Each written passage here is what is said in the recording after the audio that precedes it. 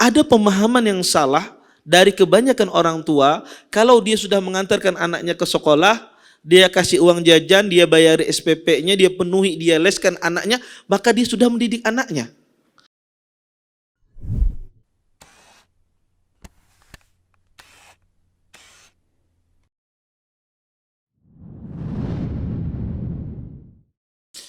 Assalamualaikum warahmatullahi wabarakatuh. Innal hamdalillah nahmaduhu wa nasta'inuhu wa nastaghfiruh wa na'udzu billahi min shururi anfusina wa min sayyiati a'malina. May yahdihillahu fala mudhillalah wa may yudlil fala hadiyalah. Asyhadu an la ilaha illallah wahdahu la syarikalah wa asyhadu anna Muhammadan abduhu wa rasuluh.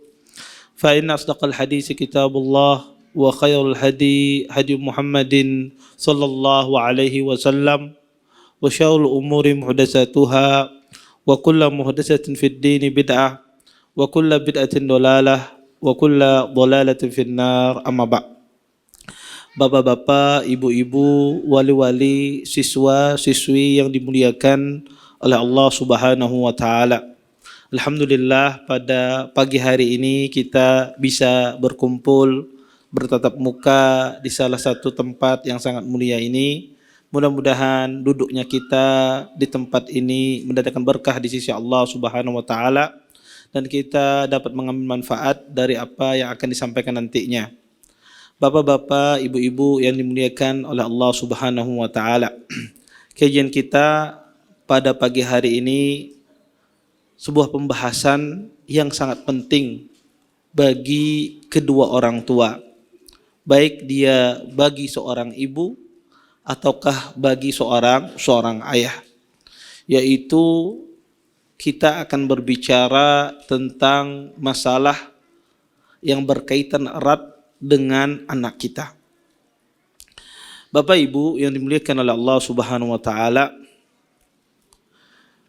tentu ketika Anda diberikan pilihan anak Anda menjadi anak yang pintar, hebat, cerdas, tidak berakhlak, dengan pilihan anak tersebut tidak pintar, tidak cerdas, tapi dia berakhlak, berbakti kepada dua orang tuanya, berkhidmat kepada dua orang tuanya, membantu kedua orang tuanya, mendoakan kedua orang tuanya. Saya yakin tidak ada orang tua memilih pemilihan yang pertama. Pasti dia akan memilih pilihan yang kedua. Semua orang tua dia akan memilih pilihan yang kedua. Tidak ada orang tua menghendaki ya anaknya cerdas, pintar, tapi durhaka sama orang tuanya. Untuk apa kepintaran dia? Untuk apa kecerdasan dia? Anaknya pintar, cerdas, tapi dia tidak beribadah kepada Allah, tidak sujud kepada Allah Subhanahu wa taala. Tidak ada satu orang tua pun yang menghendaki anak semacam ini. Kalau dia seandainya disuruh memilih di antara dua pilihan, pasti dia akan memilih kedua. Tentu idealnya semua orang akan ingin menggabungkan dua hal ini, anaknya pintar dan anaknya berakhlak. Tetapi kalau disuruh memilih, pasti orang tua akan memilih pilihan kedua. Judul kita yang akan kita bahas ini adalah kesempatan kedua bagi orang tua. Anda akan paham judul ini di saat nanti di tengah-tengah ceramah yang akan saya sampaikan. Bapak, Ibu, ikhwan dan akhwat yang dimuliakan oleh Allah Subhanahu wa taala, kalau kita mengerti bahwasanya akhlak itu sangat penting, maka anak ini, pendidikan anak ini merupakan kewajiban yang Allah wajibkan kepada kedua orang tua. Baik dia sebagai seorang ayah ataukah dia sebagai seorang ibu. Dan ini amanah Allah Subhanahu wa taala. Dan ini titipan Allah Subhanahu wa taala kepada kedua orang tua. Makanya Nabi SAW mengisyaratkan dalam sebuah hadisnya, kata Nabi SAW, kullu mauludin yuladu alal fitrah fa abawah yuhawidanihi au yunassiranihi au yumajjisanihi. Kata Nabi SAW, setiap anak itu terlahir atas fitrah, atas fitrah. Tapi dua orang tuanya lah yuhawwidanihi, yang menjadikan dia seorang Yahudi. Dua orang tuanya lah yang menjadikan anak ini menjadi anak yang Nasrani. Dua orang tuanya lah yang menjadikan anak ini menjadi anak yang majusi. Kata para ulama, hadis ini mengisyaratkan kepada kita, anak itu jelek, anak itu dia tidak bertakwa kepada Allah Subhanahu wa taala, sebab terbesarnya adalah orang tuanya. Anak itu tidak menjadi baik, tidak tumbuh menjadi anak yang beribadah kepada Allah Subhanahu wa taala, tidak berakhlak kepada Allah, sebab terbesarnya adalah orang tuanya. Orang tuanya yang tidak menjadikan dia berakhlak. Orang tuanya yang menjadikan dia tidak bertakwa kepada Allah Subhanahu wa taala, bukan yang lainnya. Karena pada asalnya anak itu ketika lahir di muka bumi ini, dia berdasarkan fitrah. Dan jauh-jauh hari Allah Subhanahu wa taala ketika berkata kepada keturunan Nabi Adam alaihissalam, Allah mengatakan kepada anak-anak Adam, alastu bi rabbikum qalu bala syahidna. Kata Allah Subhanahu wa taala, sebelum diciptakan anak tersebut ke muka bumi ini, Allah bertanya kepada mereka, bukankah aku Tuhan kalian? Qalu bala syahidna. Betul, kami bersaksi engkau adalah Tuhan kami. Ini tali ikat bahwasanya anak itu bersegelkan sebetulnya dengan kalimat la ilaha illallah. Dia sudah tersegelkan ketika lahir di muka bumi ini dengan kalimat la ilaha illallah, dengan fitrah yang lurus, dengan akhlak yang baik. Tetapi anak itu menjadi dia tidak baik, menjadi tidak bertakwa, menjadi tidak berakhlak orang tuanya, bukan yang lain. Karena orang tua itu lingkungan terdekat bagi seorang anak. Karena anak itu dipengaruhi oleh orang terdekatnya. Orang yang paling dekat dengan anak adalah orang tuanya. Baik itu ayah ataukah ibunya.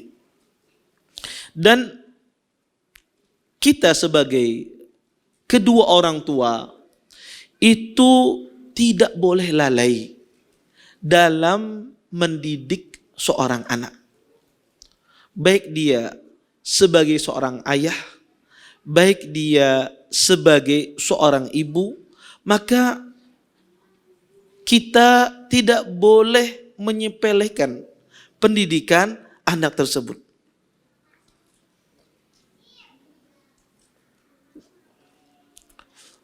Sebahagian orang tua kadang-kadang tidak bisa memposisikan dirinya itu sebagai ayah.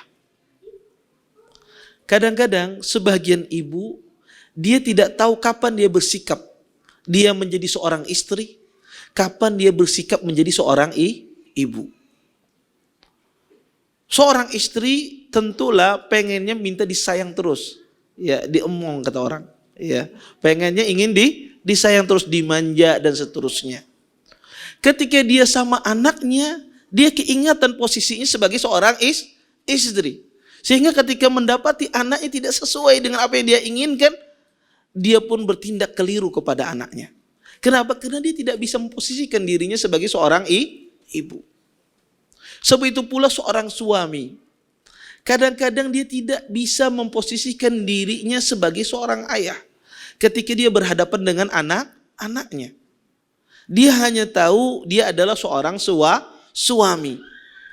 Sehingga ketika mendapati anaknya tidak sesuai dengan apa yang dia harapkan, dengan apa yang dia inginkan, maka tindakannya keliru. Karena dia bertindak sebagai seorang suami, bukan bertindak sebagai seorang ayah. Maka kita harus tahu, kita ini semuanya memiliki kepribadian ganda. Suatu saat kita menjadi seorang suami, dan ketika kita berhadapan dengan anak kita, kita menjadi orang tua. Maka posisikanlah diri kita ini kepada siapa kita berhadapan. Kalau Anda seorang wanita berhadapan dengan suami, posisikan diri Anda sebagai seorang istri. Ketika Anda berhadapan dengan anak Anda, posisikan diri Anda adalah seorang ibu. Bapak Ibu yang dimuliakan oleh Allah Subhanahu wa taala, sebagian orang tua menganggap bahwasanya pendidikan anak ini, dan ini khususnya kaum pria, mereka menganggap mendidik anak itu hanya sekedar memenuhi kebutuhannya. Dengan dibelikan apa yang dimaukan oleh anak, dibelikan baju, dibelikan perlengkapan, semuanya. Dia pikir kalau sudah orang ayah, ibu yang memberikan bekal, memberikan makanan, memberikan pakaian, menyekolahkan dan seterusnya, sudah selesai. Ya, tugas seorang ayah dan seorang ibu. Sebetulnya yang Anda lakukan itu, Anda belum mendidik anak Anda. Anda memberikan makan, memberikan uang jajan, memberikan baju, menyekolahkan, Anda belum mendidik anak Anda. Yang Anda lakukan hanya memberikan fasilitas. Anda belum mendidik anak-anak Anda. Dan kewajiban mendidik ini kewajiban kedua orang tua. Kewajiban mendidik anak, ya, mengajari mereka ini kewajiban kedua orang tua. Ada pemahaman yang salah dari kebanyakan orang tua, kalau dia sudah mengantarkan anaknya ke sekolah, dia kasih uang jajan, dia bayar SPP-nya, dia penuhi, dia leskan anaknya, maka dia sudah mendidik anaknya. Dia sudah mengajari anaknya. Ini salah. Yang Anda lakukan hanya sekedar menyiapkan fasilitas untuk anak tersebut belajar. Tetapi Anda belum mendidik. Anda belum mengajari anak-anak Anda. Terus apa yang harus dilakukan oleh orang tua? Orang tua, kewajiban mereka adalah mendidik dan mengajari seorang anak. Taib. Pendidikan apa yang harus diajarkan oleh kedua orang tua kepada anaknya? Jawabannya cuma satu, Bapak Ibu. Pendidikan yang Anda ajarkan adalah pendidikan akhlak. Apa yang diajarkan seorang ayah, seorang ibu kepada anaknya? Yang dia ajarkan cuma akhlak. Di sini saya ingin menyinggung dengan judul kita. Mungkin dahulu kala Anda ketika sekolah mungkin tidak perhatian pelajaran agama. Tidak benar-benar menuntut ilmu agama. Dulu Anda ketika ke sekolah, ya, dulu ketika kita belajar, mungkin akhlak kita kurang bagus. Dulu ketika kita masih muda, ya, banyak ilmu-ilmu yang terlewatkan dari kita. Maka inilah kesempatan yang kedua bagi kita. Walaupun kita menjadi orang tua, kita bisa berakhlak yang dulunya terlewatkan dengan kita. Dengan kita nanti saya akan jelaskan, memberikan contoh kepada anak kita. Dengan kita sebagai menjadi orang tua, ini kesempatan kita untuk menuntut ilmu, nanti akan saya jelaskan, yang dulunya tertinggal dari kita, terluput dari kita. Ya. Yang seharusnya kita dapatkan, ya, tetapi karena kita tidak tahu caranya mendapatkannya zaman dahulu, ini kesempatan yang kedua ketika Anda menjadi orang tua, Anda mendapatkan ilmu sebanyak-banyaknya. Ketika dulu, ya, kita sebagai orang tua tidak bisa, ya, dulu kita tidak bisa menjadi role model untuk orang lain, menjadi qudwah, ya, menjadi diikuti, suri teladan bagi orang lain, tidak bisa pada zaman dahulu. Sekarang saatnya Anda sebagai seorang ibu, sebagai seorang ayah menjadi qudwah bagi anak-anak Anda. Inilah yang saya katakan kesempatan kedua bagi orang tua. Yang dulu terlewatkan bisa Anda dapatkan sekarang ini ketika Anda menjadi kedua orang tua. Bapak, Ibu, ikhwan dan akhwat yang dimuliakan oleh Allah Subhanahu wa taala.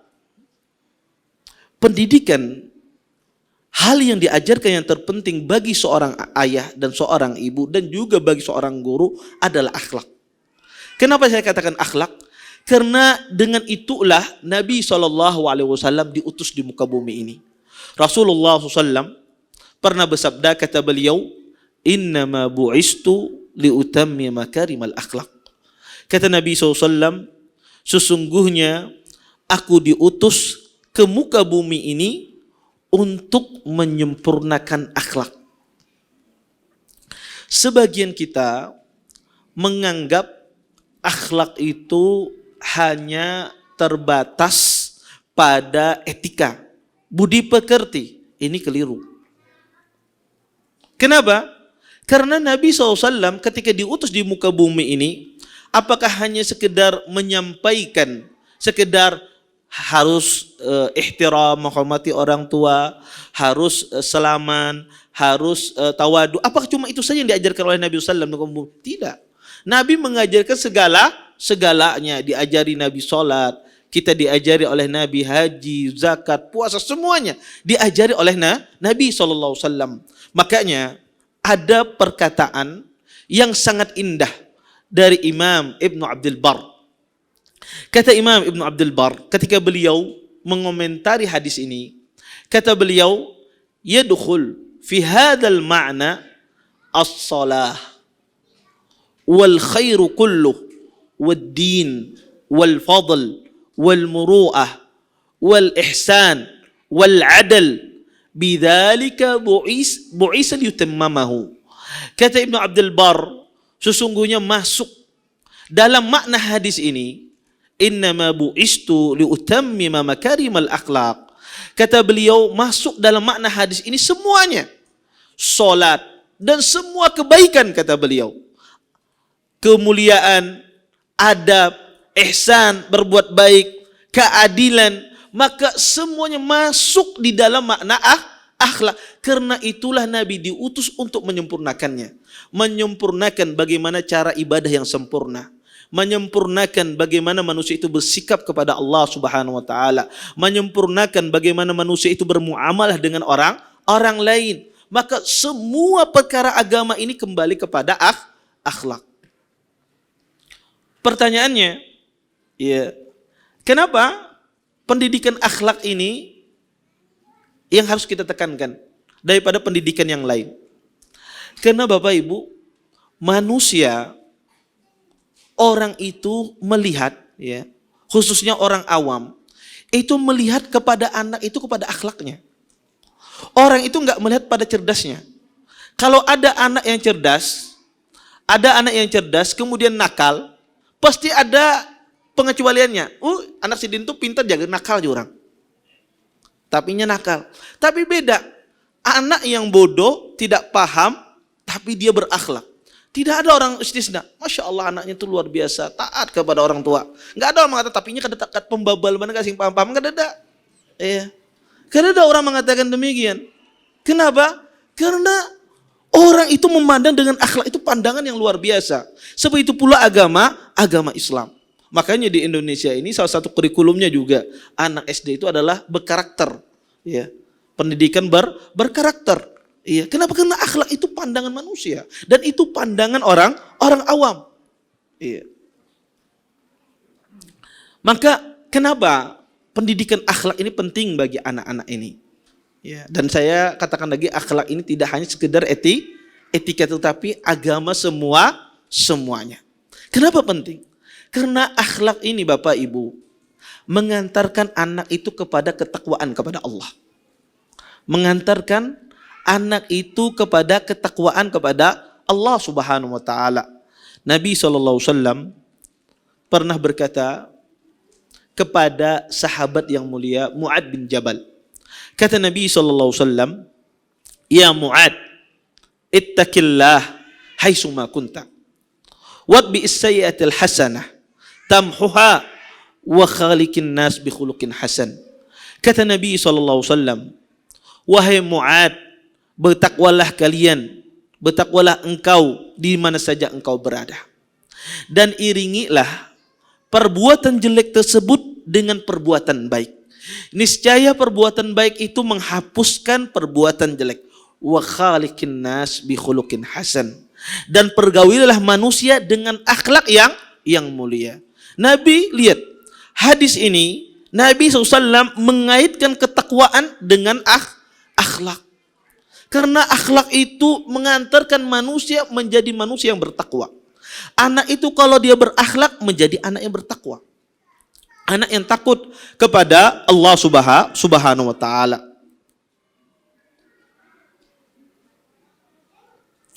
Kemudian yang kedua, ya, banyak Bapak Ibu manusia ini, orang ini mengira, ya, akhlak ini ya, bukan sebuah ibadah. Banyak orang menganggap anak itu ketika dia berakhlak mulia, sopan dia, lembut dia, banyak orang ini menganggap itu bukan ibadah. Keliru. Akhlak itu bagian dari ibadah. Orang itu kalau dia sopan kepada orang lain, berakhlak dia kepada orang lain, maka itu bagian dari ibadah dia kepada Allah Subhanahu wa taala. Dia dapat pahala. Orang itu banyak tidak sadar. Ketika akhlak itu dia menganggap sebuah yang keharusan, kepatutan yang harus dia lakukan. Tetapi pada hakikatnya akhlak itu adalah ibadah kita kepada Allah Subhanahu wa taala. Ketika anak itu berakhlak, budi pekertinya dia berakhlak, pada hakikatnya dia beribadah kepada Allah Subhanahu wa taala. Berapa banyak kebaikan yang Anda dapatkan ketika Anda menjadikan anak Anda menjadi anak yang berakhlak. Setiap saat, setiap detik Anda dapatkan kebaikan. Setiap detik Anda dapatkan kebaikan karena akhlaknya. Akhlak itu sesuatu yang menempel pada dirinya. Maka apa saja yang dia lakukan Anda dapat pahala. Ya, karena akhlak itu bagian dari ibadah. Dan ini banyak tidak disadari oleh kebanyakan kita. Kita menganggap akhlak itu hanya ada sebuah keharusan ketika bertemu dengan orang ya harus berakhlak. Bukan menganggap sebuah ibadah. Sehingga orang tua itu menganggap pendidikan akhlak itu ya sudah. Diserahkan kepada sekolah. Diserahkan kepada guru. Ya guru nanti yang mengajari dia. Guru nanti yang mendidik dia. Nanti di hari kiamat Bapak Ibu, anak ini ketika dia menjadi anak yang menyimpang, bukan gurunya dipanggil oleh Allah. Iya, kata ini guru siapa yang mengajar? Enggak, itu bukan gurunya dipanggil oleh Allah. Anda yang dipanggil oleh Allah Subhanahu wa taala. Hada ibnu man, anaknya siapa ini? Iya. Bukan guru yang dipanggil, bukan guru yang dihisap nanti di hari kiamat, tapi orang tua yang dihisap oleh Allah Subhanahu wa taala. Sudahkah dia menunaikan haknya sebagai orang tua, ataukah kita ini sekedar hanya memberikan fasilitas, bukan mendidik, mengajar anak-anak kita? Maka kenapa anak itu harus berakhlak? Karena akhlak itu bagian dari ibadah. Setiap dia beramal apa saja, setiap detik yang dia lakukan Anda dapat pahala karena Anda yang mendidiknya. Kemudian yang ketiga Bapak Ibu, kenapa anak itu harus berakhlak? Ya. Karena dia menjadikan dia orang yang terdekat nanti dengan Rasulullah SAW. Tidakkah Anda bangga anak Anda menjadi orang yang paling dekat kedudukannya dengan Rasulullah SAW? Kata Nabi SAW, inna aqrabakum minni majlisan yawmal qiyamah ahasinukum akhlaqa. Kata Nabi SAW, orang yang paling dekat kedudukannya denganku nanti di hari kiamat adalah orang yang paling bagus akhlaknya. Tidakkah bangga orang tua ketika anaknya kedudukannya nanti di hari kiamat kelak kedudukannya dekat dengan Nabi SAW. Maka penting seorang orang tua mengajarkan anaknya tersebut dengan akhlak yang mulia. Kemudian yang ketiga Bapak Ibu, kenapa anak itu berakhlak, harus berakhlak? Karena akhlak itulah yang membawa dia ke surga Allah, memasukkan dia ke surganya Allah Subhanahu wa taala. Nabi SAW pernah bersabda, ya, Nabi pernah ditanya, ya, wahai Rasulullah, man aktsarun nas yudkhulul jannah. Ditanya Nabi SAW dari hadis Abu Hurairah, wahai Rasulullah, siapakah manusia yang paling banyak masuk surga? Siapa di antara manusia yang paling banyak masuk surga? Kemudian Nabi SAW menjawab, atau kebanyakan yang memasukkan manusia ke dalam surga itu apa wahai Rasulullah? Kemudian Nabi pun menjawab, taqwallah wa husnul khuluq. Kata Nabi SAW, dia bertakwa kepada Allah dan berakhlak yang mulia. Lihat, Nabi SAW mengatakan orang yang banyak masuk surga adalah orang yang bertakwa dan memiliki budi perangai akhlak yang mulia. Berarti mafhum Bapak Ibu dari hadis ini, orang yang tidak berakhlak itu kebanyakannya di neraka. Ya tidak banyak masuk surga. Kemudian Bapak Ibu yang dimuliakan oleh Allah Subhanahu wa taala. Kalau kita melihat ya, bagaimana para ulama terdahulu, para salaf, mereka memperhatikan akhlak ini kepada anaknya. Akhlak di dalam agama untuk anaknya sangat luar biasa perhatian mereka. Disebutkan Imam Malik rahimahullah ta'ala, beliau menceritakan, kata Imam Malik, kanat ummi tuammimuni. Kata Imam Malik, setiap pagi, setiap aku berangkat menuntut ilmu, kata beliau, ibuku ini selalu memakaikan sorban. Sorban putih kalau Anda lihat itu diikat di kepala. Ibuku ini, kata beliau, setiap pagi ini memakaikan sorban untukku. Setiap aku mau pergi, ya ibuku ini berkata, fadhhab ila Rabi'ah wa ta'allam min adabi qabla ilmi. Kata ibunya Imam Malik, wahai Malik, belajar kepada Rabi'ah. Rabi'ah ini gurunya Imam Malik. Wa ta'allam min adabi qabla ilmi. Belajar dari adab Rabi'ah sebelum engkau belajar ilmunya. Sebelum engkau mengambil ilmunya. Ini nasihat ibunya kepada Imam Malik. Kemudian apa yang terjadi? Berkata Abdullah bin Wahab. Abdullah bin Wahab ini murid terbaik, salah satu murid terbaiknya Imam Malik. Apa kata beliau? Kata beliau, naqalna min adabi Malik akthar mimma ta'allamna minhu min ilmi. Kata Abdullah bin Wahab, sesungguhnya apa yang kami dapatkan dari Imam Malik, yang kami nukilkan kepada manusia, yang kami nukilkan lebih banyak, kami nukilkan adabnya daripada ilmunya. Ya. Yang kami belajar dari Malik, adabnya luar biasa. Sehingga kami mendapatkan adab pelajaran akhlak itu luar biasa daripada ilmu. Lihat bagaimana para ulama salaf sangat perhatian terhadap akhlak ini.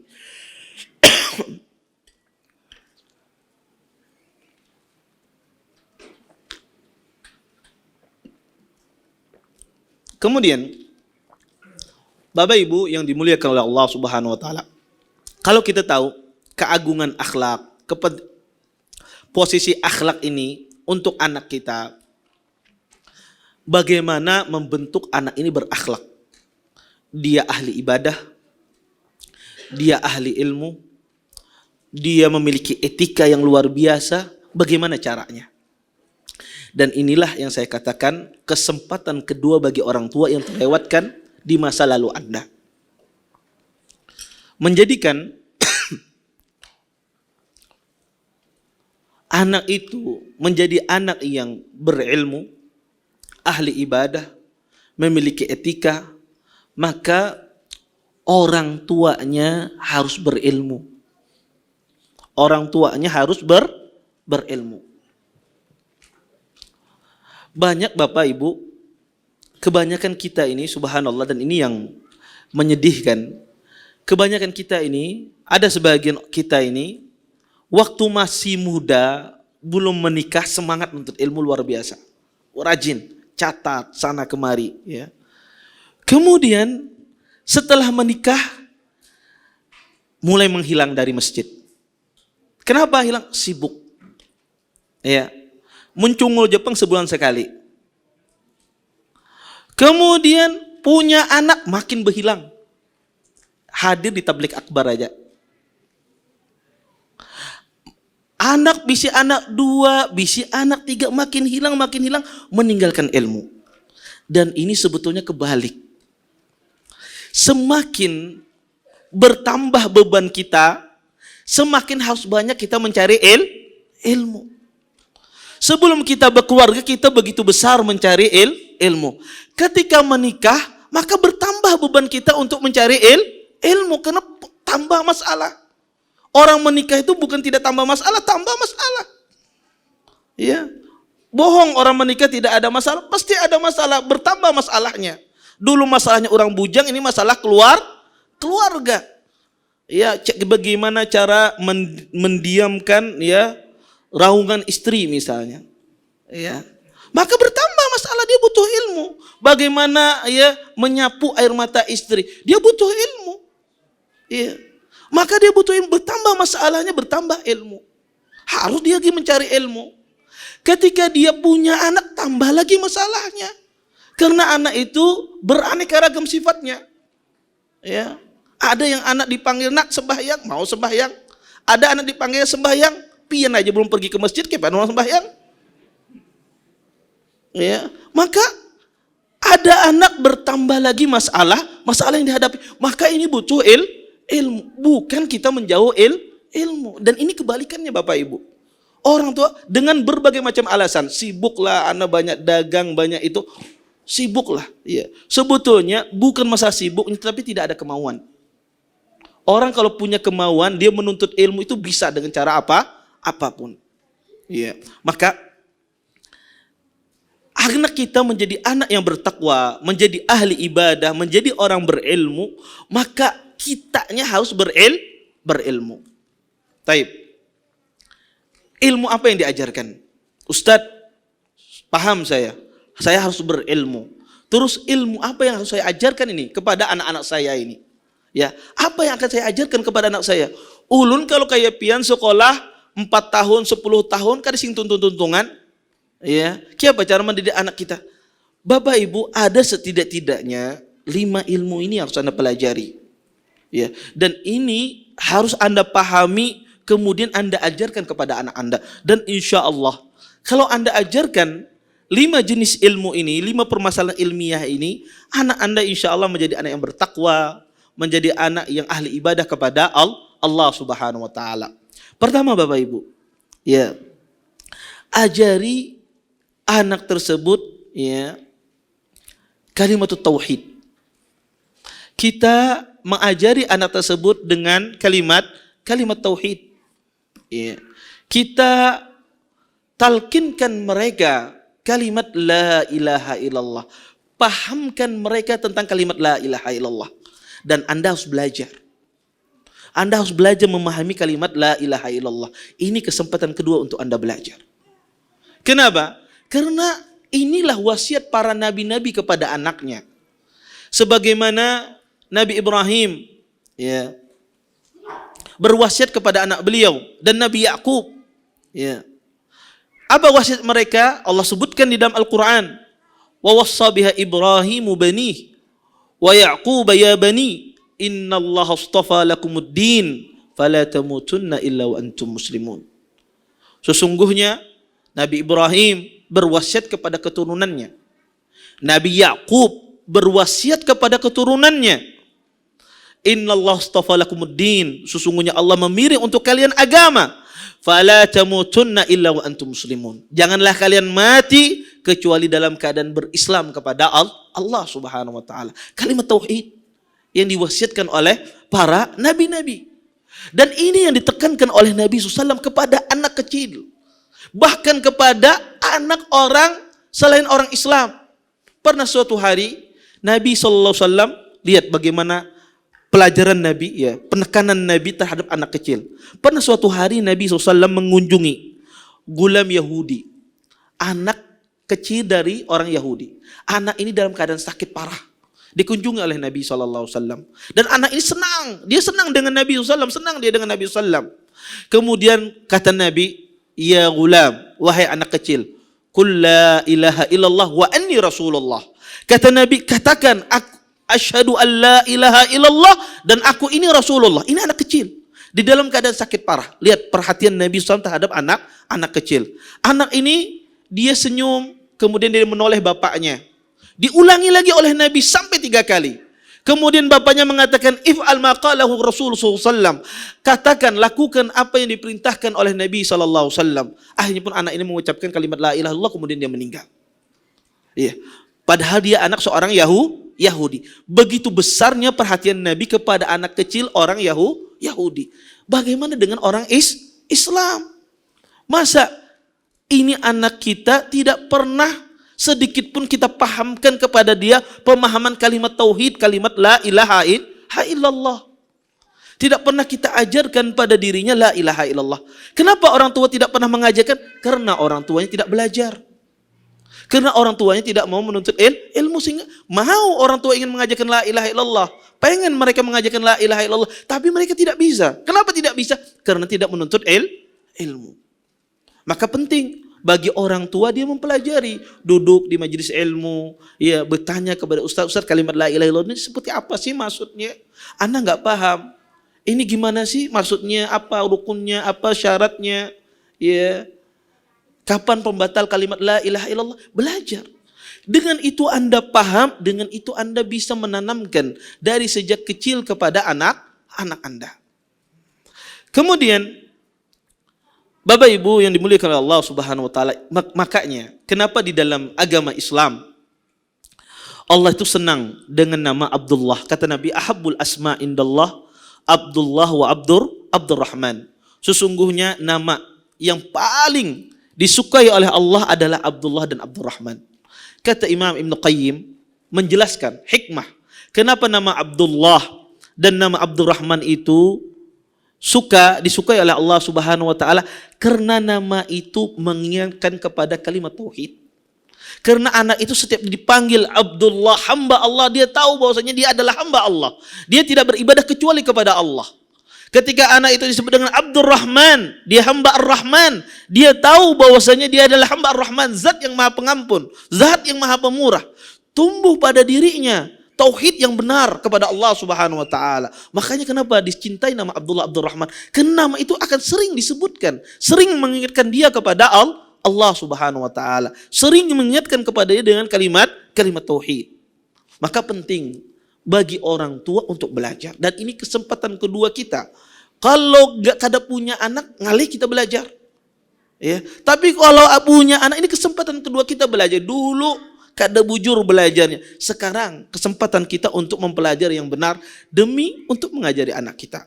Kemudian yang kedua Bapak Ibu, ilmu yang harus Anda ajarkan dan harus Anda pelajari adalah bahwasanya ajarkan kepada anak tersebut cinta Allah. Dan ajarkan kepada dia selalu berusaha dalam setiap saat meminta tolong kepada Allah Subhanahu wa taala. Ajarkan kepada dia tentang masalah keyakinan takdir kepada Allah Subhanahu wa taala dan pengawasan Allah. Ajarkan dia cinta kepada Allah. Ajarkan dia minta tolong kepada Allah Subhanahu wa taala. Ajarkan dia masalah takdir. Pahamkan dia bahwasanya Allah Subhanahu wa taala muraqabah, memantau dia dalam setiap saat. Pahamkan kepada anak tersebut. Kalau Anda pahamkan anak tersebut, maka dia tumbuh dewasa menjadi orang yang senantiasa minta tolong kepada Allah Subhanahu wa taala. Nabi SAW pernah memanggil sahabat yang mulia, sahabat Abdullah bin Abbas, masih kecil. Dipanggil oleh Nabi SAW. Kata Nabi SAW, ya gulam, inni u'allimuka kalimat. Wahai anak kecil, kata Nabi, akan aku ajarkan engkau beberapa kalimat. Pada saat itu sahabat yang mulia ini masih kecil. Ya.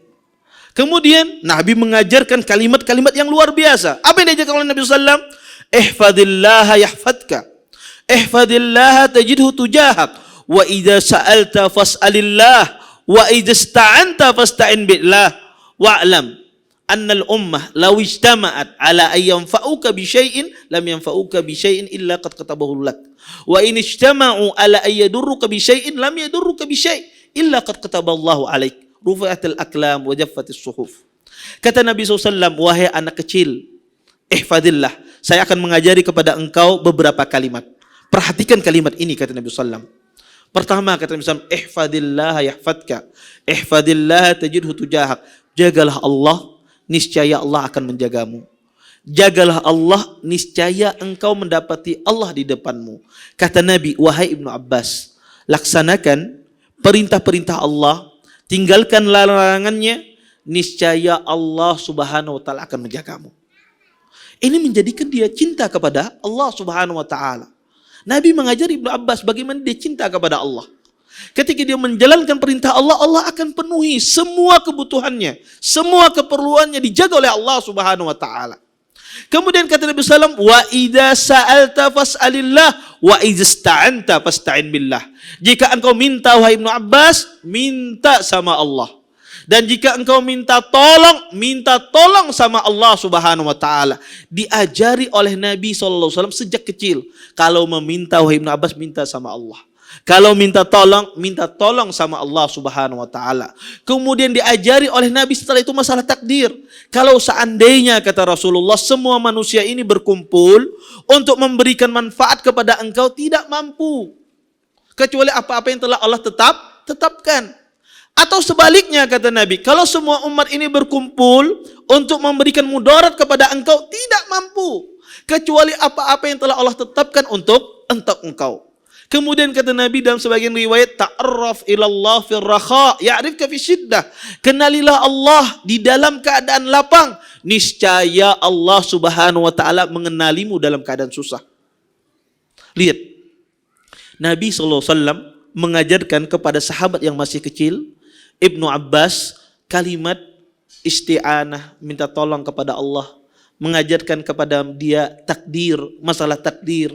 Mengajarkan kepada Ibnu Abbas bagaimana dia cinta kepada Allah Subhanahu wa taala. Kenapa Bapak Ibu? Kenapa ini penting untuk diajari? Karena anak itu kalau diajari dia sejak kecil, ketika dia besar, dia akan kokoh di atas kebenaran. Ketika dia besar, apa saja masalah yang menimpanya, dia akan iltija kembali kepada Allah. Karena dari sejak kecil dia diajari oleh orang tuanya, kalau minta tolong sama Allah. Kalau ada permasalahan, laporkan kepada Allah Subhanahu wa taala. Maka orang yang suka mengeluh, suka curhat, ya bukan curhat itu dilarang, tapi ada orang yang berlebihan. Suka curhat, suka mengeluh kepada manusia, karena dari sejak kecil tidak ditanamkan. Dia iltija kembali kepada Allah Subhanahu wa taala. Dia tidak pernah diajarkan yang menyelesaikan permasalahannya hanyalah Allah. Dia cuma diajarkan oleh orang tuanya, kalau permasalahan yuk kembali ke abah, ya, kembali ke ibu, ya, apa permasalahannya? Tidak diajarkan dia kembali kepada Allah Subhanahu wa taala. Sehingga apa saja masalah yang terjadi di dalam dirinya, di dalam rumah tangganya, dia seperti anak kecil. Berapa banyak wanita seperti anak kecil? Berapa banyak seorang suami itu seperti anak kecil, ayah dan ibu seperti anak kecil. Ketika ada masalah, bingung menyelesaikannya. Curhat sana kemari, tidak kembali kepada Allah Subhanahu wa taala. Dari sejak kecil tidak ditanamkan hal ini. Anak kecil itu kalau dia ditanamkan hal ini, ketika besar dia ingat. Tumbuh pada dirinya keyakinan yang luar biasa. Dan itu Anda buktikan. Makanya, ulun kasih contoh. Kita kalau zamannya orang hidup era 70-an, 80-an orang Bahari. Bahari, orang kalau habis ngaji biasanya di masjid-masjid, musola-musola, encak orang tua tuh dudukan di pinggir-pinggir teras, berpenderan. Biasanya semacam itu. Ya. Bahari ulun melihatlah macam. Kalau berbicara masalah agama, coba pengen lihat dalilnya orang Bahari apa? Ujar niniku ini kayak, ujar kaiku Bahari kayak ini. Kan ada dalil Al-Quran. Ya, tetapi ujar niniku, ujar, karena itu pelajaran yang membekas pada diri mereka. Apa ujar nini, ujar kai? Makanya orang sekarang ketika diajarkan al-haq, diajarkan kebenaran, ini kaiku Bahari kan menggawa kayak ini, kenapa ini minum belain? Kenapa? Karena pelajaran itu sangat membekas. Apa yang diajarkan oleh orang tua itu membekas. Sampai sidin tuha sudah kuliah, doktor, masih ujar nini, ujar kai. Kenapa? Karena itu membekas sekali pelajaran di waktu kecil. Nah, kalau pelajaran itu dikasih dengan isti'anah, minta tolong kepada Allah, dan itu membekas pada dia sampai besar. Ya. Pilih hati orang di warung kopi itu berdebat ini ujar ini, ujar kai, karena dia ditanamkan dari sejak kecil demikian. Dan itu bisa tidak terlepas darinya. Yang ngaji pun kayak itu, kenapa leh Bahari abahku mengajarkan kada kayak ini? Bahari niniku kada kayak ini menggawi. Ini karena ini membekas pada diri seorang anak. Betul Anda tidak lihat efeknya sekarang, tapi ketika dia berkembang, tumbuh, dia nanti meminta tolong kepada Allah, meminta hanya kepada Allah Subhanahu wa taala. Kemudian Bapak Ibu yang dimuliakan oleh Allah Subhanahu wa taala, ada kisah yang menarik, ya. Pernah suatu hari kisah Umar bin Khattab dengan Abdullah bin Zubair. Ya, kisah Umar bin Khattab dengan Abdullah bin Zubair. Umar bin Khattab ini ditakuti. Ya, sampai-sampai dikatakan ya, kalau Umar berjalan di sebuah jalan, iblis pun lari ya. Tidak mendekat ya. Kalau iblis kan setan kan mendekat dengan kita. Ya, kalau Umar setan lari. Ya. Pada suatu hari Umar bin Khattab radhiyallahu taala anhu, Umar ini ditakuti oleh para sahabat karena tegas. Ya. Umar ketika dia menjadi pernah jalan bertemu dengan anak-anak sahabat. Semua anak sahabat melihat Umar bukahan berataan. Ya, bukahan berataan. Sama, encak di masjid itu kan ada juga encak ditakutan nih. Sidem beceleng kelana kan bukahan berataan. Berdiaman berataan. Ini sama Umar bin Khattab. Ya, ketika berjalan anak-anak Umar lari berataan. Tinggal Abdullah bin Zubair tidak lari. Umar heran, kenapa Abdullah bin Zubair ini tidak lari? Ditanya oleh Umar, kata Umar, kenapa engkau tidak lari? Apa jawaban Abdullah bin Zubair? Ini subhanallah. Kata Abdullah bin Zubair, lam akun musniban fa ahrubu minka. Aku tidak pernah melakukan dosa, kenapa aku harus takut sama engkau? Iya, aku tidak melakukan dosa, kenapa harus aku takut dengan engkau? Walam akun li akhafak fa ausalak tarik. Dan aku juga sekarang tidak ingin berbuat zalim kepadamu, maka aku persilakan kau jalan. Iya. Lihat ini bagaimana pendidikan para sahabat. Iya. Bagaimana pendidikan mereka. Iya. Banyak kalau kita melihat cerita-cerita sahabat yang menanamkan keyakinan dari sejak kecil tumbuh pada diri mereka. Abdullah bin Umar. Pernah suatu hari Abdullah bin Umar melihat seorang anak kecil, anak wanita, sedang mengembala kambing. Abdullah bin Umar bercanda, kata Abdullah bin Umar, jual kambing ini kepada saya. Iya. Kemudian kata anak kecil ini, bahwasanya enggak, nanti saya dimarahin oleh majikan saya. Ya. Kata Ibnu Umar, katakan kepada majikanmu, yakulhu dzib, bahwasanya kambing itu dimakan serigala. Bilang sama dia, engkau dapat fulus, ya bilang bahwasanya kambing ini makan serigala. Apa yang dijawab oleh anak kecil itu? Subhanallah. Ainallah, di mana Allah? Kata dia. Bagaimana yang saya lakukan dengan Allah Subhanahu wa taala yang melihat saya. Ini lagi anak kecil. Dia berkata demikian kepada Ibnu Umar. Maka Ibnu Umar sering sekali mengatakan ketika bertemu dengan anak-anak, ainallah, di mana Allah Subhanahu wa taala. Ya.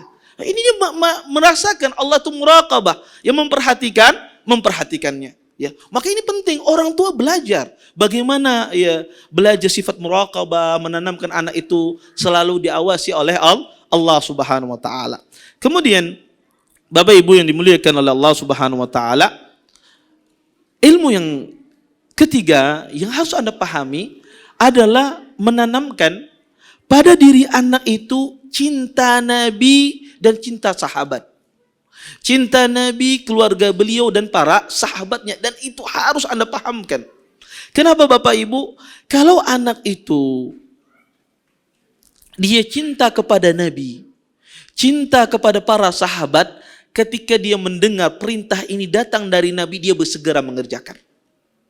Ketika dia mendengar perbuatan ini dilakukan oleh sahabat, segera dia lakukan. Karena dia cinta kepada Nabi, karena dia cinta kepada sahabat, menjadikan dia itu mudah untuk beramal. Nah, disebutkan di dalam sebuah hadis, Nabi SAW ditanya tentang masalah hari kiamat. Ada seorang sahabat bertanya kepada Nabi tentang hari kiamat. Ya. Kemudian Nabi pun menanya balik kepada orang tersebut, ma'adatta laha. Apa yang engkau persiapkan kalau hari kiamat itu terjadi? Kata Nabi, kalau hari kiamat itu terjadi, apa yang engkau persiapkan? Kemudian orang ini mengatakan, la syai', tidak ada, kata orang ini. Illa anni uhibbullah wa rasulah.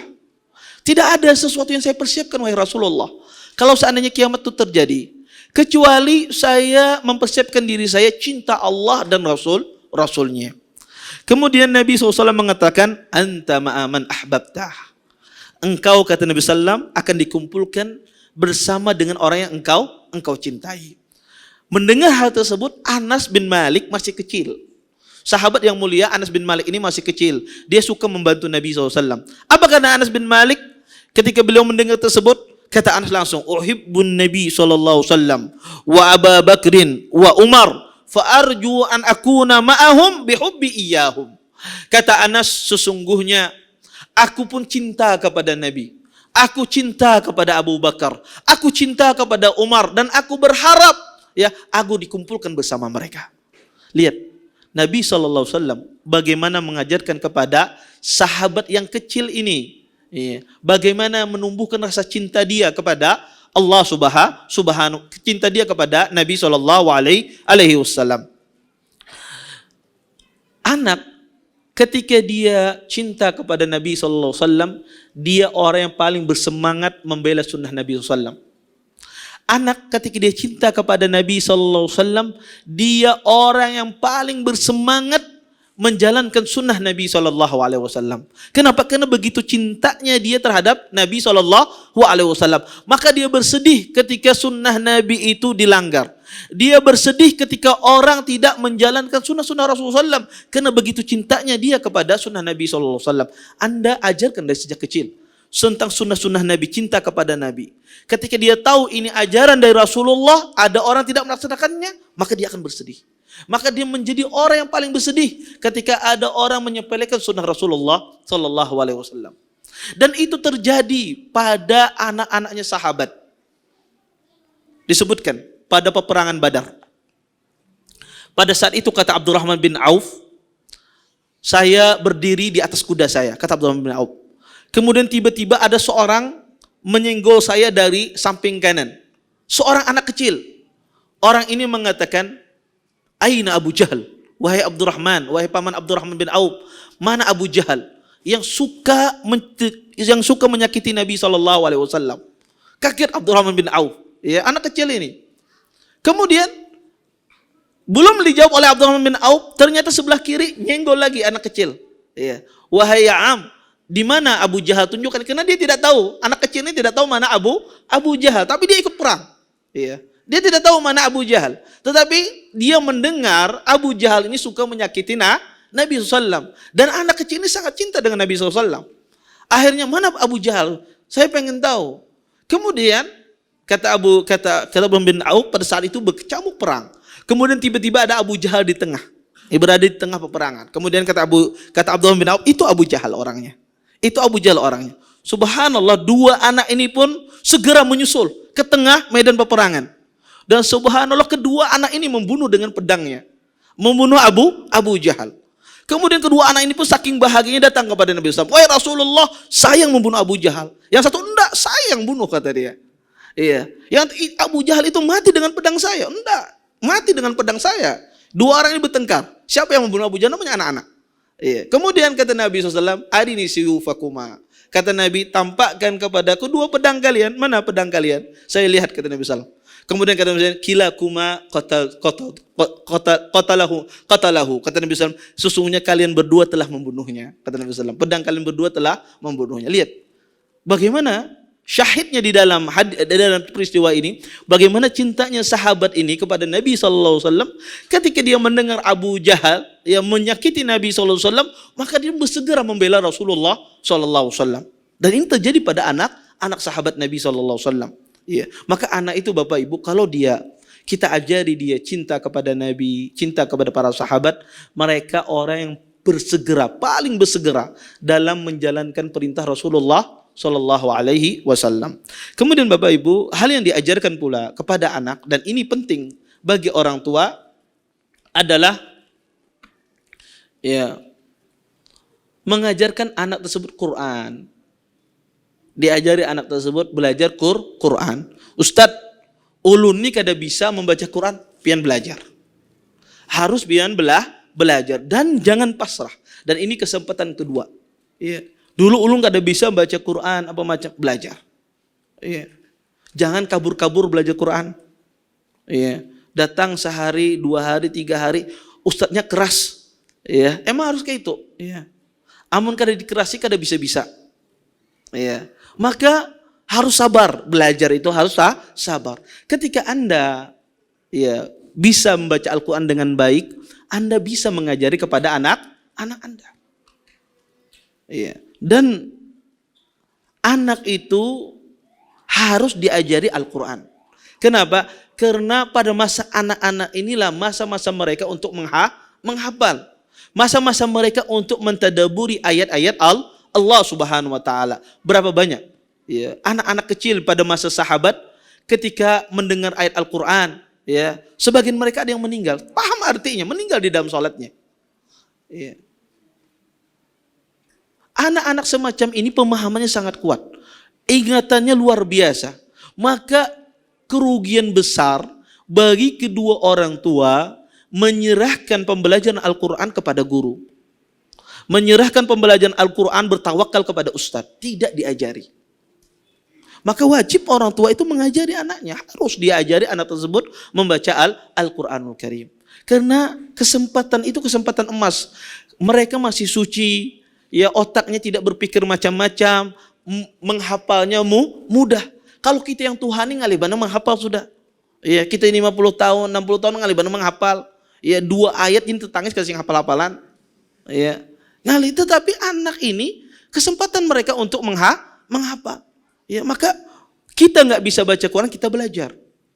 Dengan itu kita bisa mengajari anak-anak kita. Perhatikan perkataan Imam Suyuti sangat indah. Perkataan Imam Suyuti rahimallahu ta'ala beliau mengatakan, Ta'limus sibyan al-Quran aslun min usulil Islam. Fayansha'una alal fitrah. Fayansha'una alal fitrah. Wa yanbutu ila qulubihim anwarul hikmah qabla tamakunil ahwa min aqdaril ma'siyah wad dalal. Kata beliau bahwasanya mengajari anak kecil ini Al-Quran merupakan asal dari usul Islam, karena dengan itu anak tersebut tumbuh dengan fitrah dan tumbuh pada hati mereka anwarul hikmah, cahaya-cahaya hikmah. Ya, maka tumbuh pada diri anak itu kecahaya semangat untuk beribadah kepada Allah Subhanahu wa taala. Kemudian Bapak Ibu, yang keempat yang harus Anda ajari dan ini ilmu yang harus Anda pelajari, yaitu mengajari anak itu salat. Kata Nabi sallallahu alaihi wasallam, "Murru auladakum bis shalah wa hum abna'u 7 sinin." Kata Nabi sallallahu alaihi wasallam, ajari anak kalian itu salat sedangkan mereka usia 7 tahun. Wadribuhum wa hum ibnu 10. Dan pukullah mereka kalau seandainya usia mereka 10 tahun. Hadis ini mengisyaratkan kepada kita bahwasanya orang tua wajib mengajari anaknya salat. Ulun kada paham Ustaz tata cara salat sesuai sunnah, belajar kitanya. Belajar kitanya bagaimana cara salat sesuai dengan sunnah. Dengan itu kita mengajari anak-anak kita. Bawa anak tersebut ke masjid. Kalau Anda lihat sudah anak Anda ini sudah pandai di masjid, bisa diam, kawan dia atur, bawa dia ke masjid. Perlihatkan dia salatnya yang benar, salat orang-orang yang benar. Seperti itu para sahabat mendidik anak-anak mereka. Ali bin Abi Thalib bagaimana dia mendidik anaknya? Husain bin Ali mencontohkan kepada anaknya, wahai anakku, sini lihat bagaimana cara Abi berwudu. Dipraktikkan oleh Ali bin Abi Thalib. Orang tua pun juga demikian, panggil anaknya, nak sini, lihat Abi sembahyang. Nak sini, lihat cara Abi berwudu. Agar dia tahu, dia bisa, oh kayak gini cara berwudu yang benar. Nah kita kalau nggak paham tata cara wudu yang benar, tata cara sholat yang benar, bagaimana kita mau mencontohkan di hadapan anak kita? Maka kita harus belajar, baik itu sebagai seorang ibu, baik itu sebagai seorang ayah.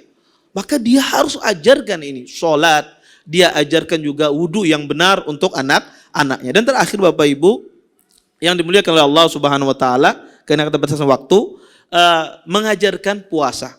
Nah, tahapan anak kecil juga diajarkan puasa, ya. Sebagaimana para sahabat diajarkan juga ya berpuasa. Ketika Nabi SAW ya mengutus seorang utusan pada hari Asyura untuk memerintahkan mereka berpuasa pada hari Asyura.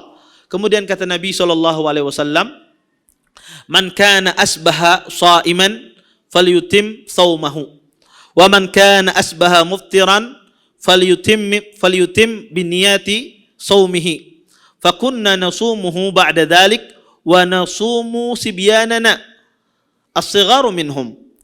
Kata Nabi SAW, barang siapa pada hari ini berpuasa maka sempurnakanlah puasanya. Dan pada hari ini berbuka, kata Nabi SAW, maka hendaklah dia sempurnakan hari ini puasanya. Kemudian kata Nabi SAW, setelah beliau berkomentar demikian, Rubayyi binti Muawwid menjelaskan, maka kami pun pada saat itu berpuasa, kata Rubayyi. Dan berpuasa pula anak-anak kecil kami. Berpuasa pula anak-anak kecil kami. Di sini kata para ulama, menunjukkan bahwasanya para sahabat itu mengajarkan anak-anak kecil mereka berpuasa. Baik itu puasa wajib ataukah puasa sunnah. Maka orang tua juga harus mengajarkan ini. Mengajarkan puasa kepada anak-anaknya. Sehingga tumbuh anak tersebut menjadi anak yang shawwam, suka berpuasa, suka beribadah kepada Allah Subhanahu wa taala. Maka Bapak Ibu, inilah 5 ilmu yang harus kita pelajari untuk anak-anak kita. Dan ini kesempatan kedua. Yang dulu kita mungkin ketika kita belajar tidak sempat betul mengenal tauhid, tidak sempat memahami bagaimana sifat takdir, tidak paham tentang sifat isti'anah, minta tolong kepada Allah, tidak paham tata cara sholat dan seterusnya, maka ini kesempatan kedua bagi kita untuk belajar dalam rangka kita menjalankan kewajiban Allah yang telah dibebankan kepada kita untuk mendidik anak kita menjadi anak yang berakhlak, yaitu anak yang beribadah, memiliki sopan santun, memiliki etika, sehingga dia menjadi anak-anak yang bertakwa kepada Allah Subhanahu wa taala. Mungkin ini saja yang dapat ulun sampaikan, mudah-mudahan bermanfaat. Ulun kembalikan kepada pembawa acara. Bagi yang ingin bertanya, tafadhol. Kalau ada yang bertanya silahkan, tafadhol.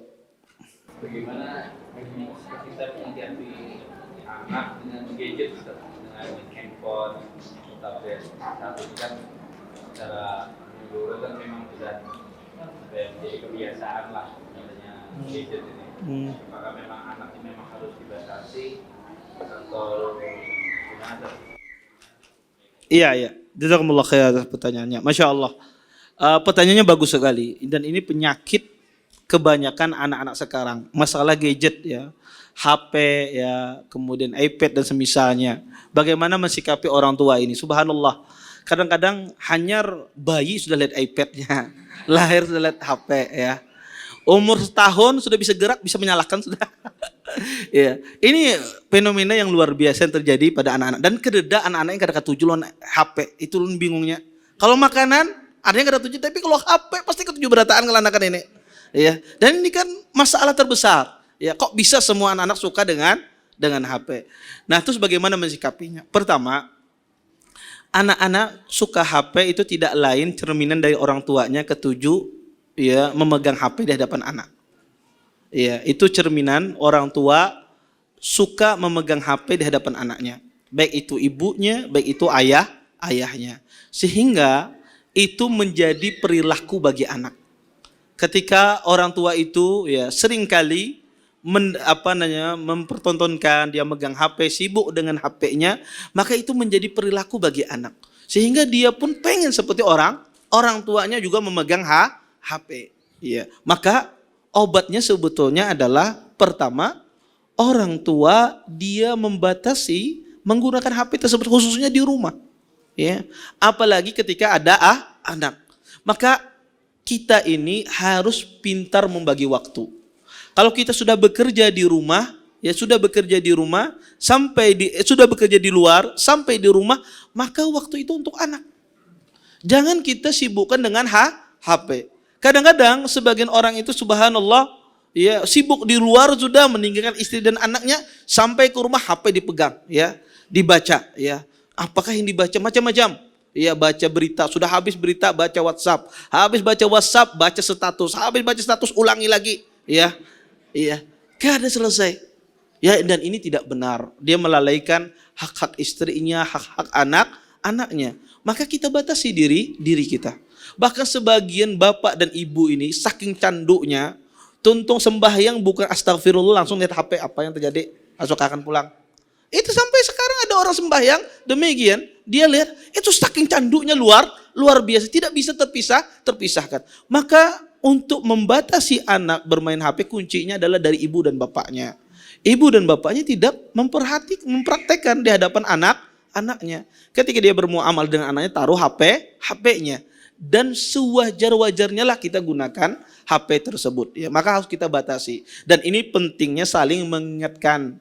baik itu seorang ayah kepada kepada istrinya, seorang suami kepada istrinya, atau seorang istri kepada suaminya. Ketika abahnya sibuk melihat HP, bah, ingat anak nih, pin lagi di rumah, berhenti.